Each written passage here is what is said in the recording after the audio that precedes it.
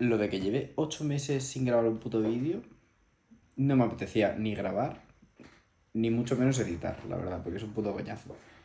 Pero bueno, pues hemos vuelto. Así que vamos a empezar con lo que pone en el título, ¿no? ¿Qué paseo he venido? Bien, en esta ocasión seguimos con biología, de primero de la ESO, y nos toca 4 temas. La biosfera, el reino animal, que está dividido en animales vertebrados y animales invertebrados, y por último las funciones vitales en los animales. La verdad que estos temas me interesan a mí bastante porque puedo poner fotos de muchos bichos, que a mí me encantan los bichos. Para mí bicho es cualquier cosa que se mueva, que puede ser desde una cucaracha hasta tu tío Antonio. Así que bueno, vamos a empezar ya con el tema 5, la biosfera. ¿Qué es un ser vivo? Bueno, para saber qué es un ser vivo, primero tenemos que entender que la biosfera es el conjunto de todos los seres vivos del planeta.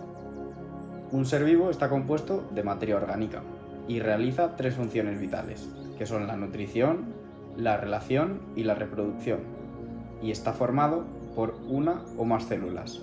Existen unicelulares, como por ejemplo las bacterias, y pluricelulares, como los humanos.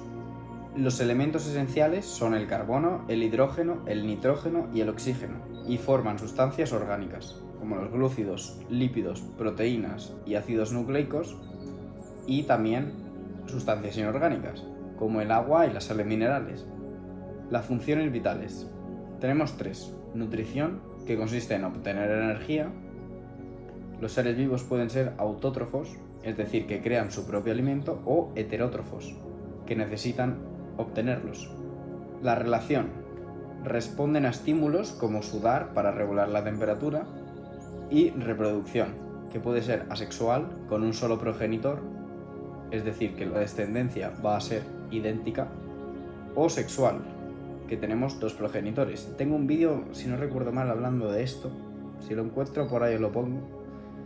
Y esto consiste básicamente en que la descendencia va a tener mucha más variabilidad genética. Fue una revolución en su momento, la verdad. ¿Qué es una célula? Las células son la unidad más básica de la vida. Tienen membrana plasmática, citoplasma y material genético. Tenemos 2 tipos de célula, las procariotas, que tienen el material genético disperso en el citoplasma, como por ejemplo las bacterias, o eucariotas, con núcleo y organización específicos, como por ejemplo las células animales y vegetales. Los niveles de organización. Bien, los seres humanos se dividen en unicelulares, es decir, un organismo de una sola célula, o pluricelulares. En organismos más complejos se forman tejidos, que son células con la misma función. Aún más complejos consiguen desarrollar órganos, que son varios tejidos unidos. Y aún más complejos, sistemas, que son conjuntos de órganos. La biodiversidad refleja la variedad de seres vivos y sus adaptaciones, por ejemplo, el sudor para mantenerse fresco o las orejas grandes de los murciélagos para orientarse en la oscuridad. La clasificación de los seres vivos. De esto se encarga la taxonomía. La nomenclatura binomial usa 2 palabras latinas para identificar cada especie. Existen 5 reinos.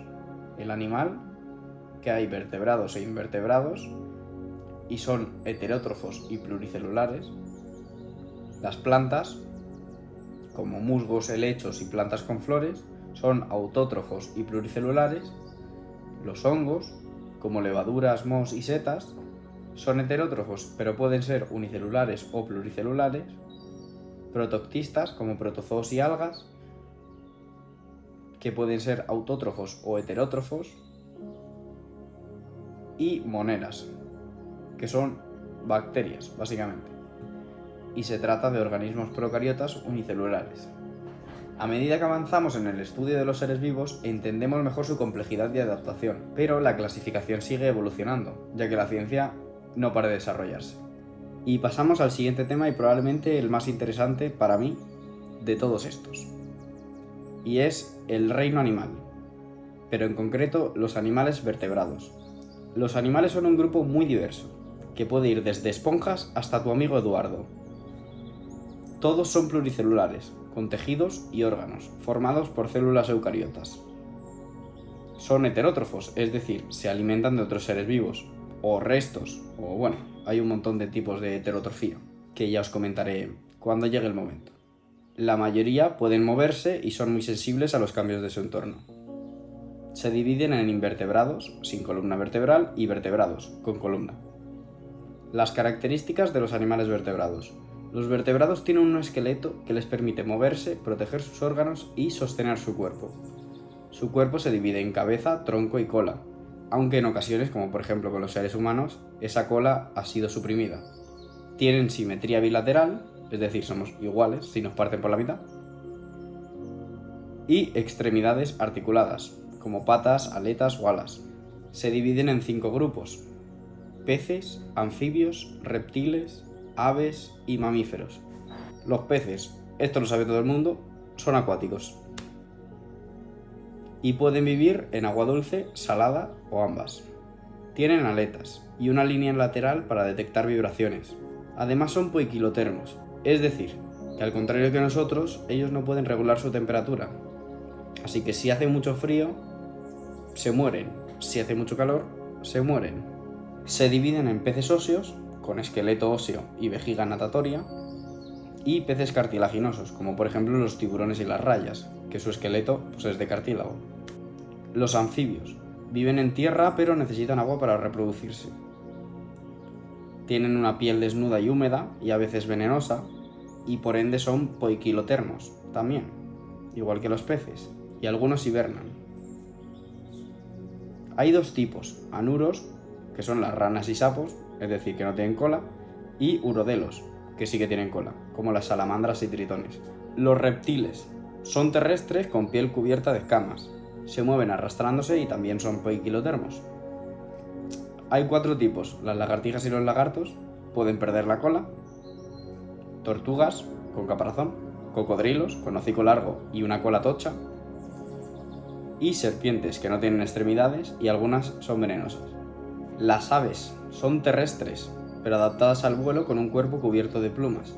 Son homeotermos, es decir, estos sí que saben regular la temperatura. Además tienen huesos ligeros, que les permite volar.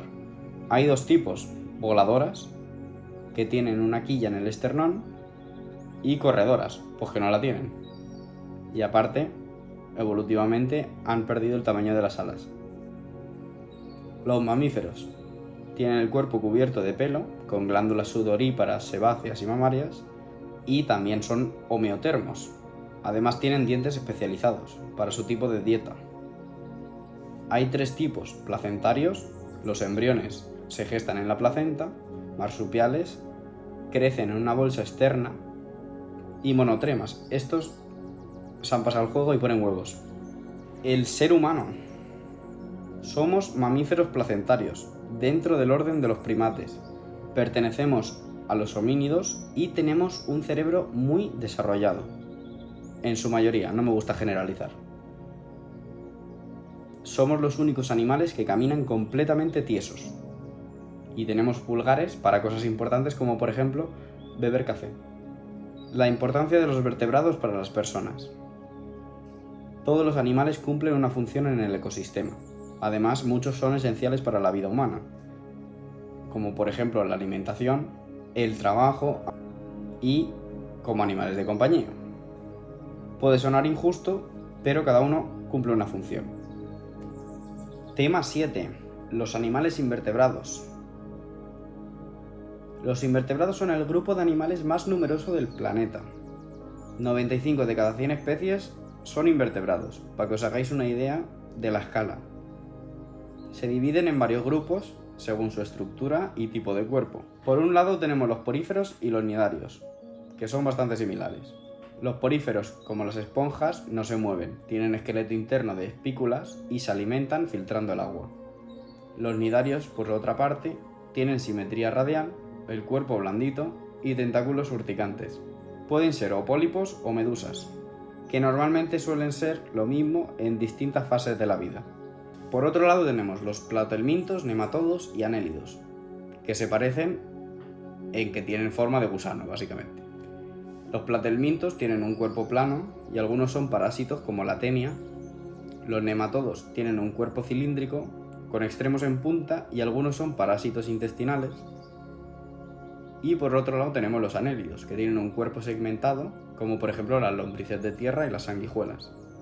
Luego también tenemos los moluscos, que se dividen en tres: los gasterópodos, que son caracoles y babosas con una lengua dentada, que se llama rádula. Luego tenemos los bivalvos, como los mejillones y las ostras, que tienen concha de 2 valvas.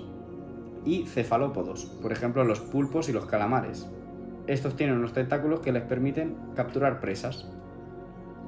Por otro lado tenemos los artrópodos. Tienen un exoesqueleto y apéndices articulados. Se dividen en miriápodos, que son 100 pies y 1000 pies, arácnidos, arañas y escorpiones, crustáceos, cangrejos y camarones, e insectos, hormigas, moscas, mariposas.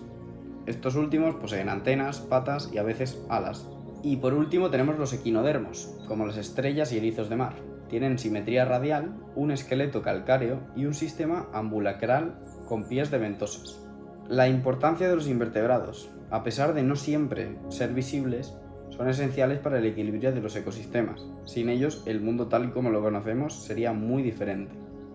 Y por último tenemos el tema 8 con las funciones vitales en los animales. La función de nutrición, el proceso digestivo. Los animales no fabrican su alimento, lo obtienen del medio. Necesitan oxígeno y nutrientes que, tras ser digerido, llegan a todas las células. Se divide en digestión, que consta en la obtención y transformación del alimento en nutrientes, la respiración, la obtención de oxígeno y expulsión de dióxido de carbono, la circulación, el transporte de nutrientes y oxígeno a las células, y la excreción, la eliminación de desechos metabólicos. La función de relación, los receptores. Los animales captan estímulos del entorno y reaccionan a ellos. Para ello tienen receptores, como los órganos de los sentidos, coordinadores, el sistema nervioso, que envía respuestas rápidas, y el sistema endocrino, que produce respuestas un poco más lentas, y efectores, que son los músculos y glándulas que permiten moverse y actuar. La función de reproducción es la función que permite producir descendencia y puede ser asexual, un solo progenitor da lugar a individuos iguales, por gemación o fragmentación, y sexual es la unión de gametos que forman un cigoto y dan lugar a un embrión. Las crías pueden desarrollarse de muchísimas formas. Tipos de desarrollo: pueden ser ovíparos, desarrollo en huevos, vivíparos, en el interior de la madre, y ovovivíparos, dentro de un huevo, pero el huevo no sale hasta que su gestación está muy avanzada, es decir, que está casi a punto de eclosionar. Desarrollo postembrionario: puede ser directo, que la cría es similar al adulto y simplemente crece, o indirecto. Hay larvas que, por ejemplo, pasan por una metamorfosis para llegar a su fase final, por así decirlo. En resumen, estas funciones permiten que los animales se alimenten y sobrevivan, además de reproducirse, garantizando así la continuidad de la especie. Y así se mantiene el equilibrio en el mundo animal. Y bueno, esto sería todo por hoy. No sé cuánto me va a durar esta racha de subir vídeos. Espero que bastante, la verdad. Pero es que a mí esto de editar me da un perezón que flipas. Así que nada, por aquí tenéis esto. Luego os compartiré también mi canal de rutas, que es lo que más me gusta hacer realmente. Y a ver si os mola. Pues nada, nos vemos Dios sepa cuándo. Chao.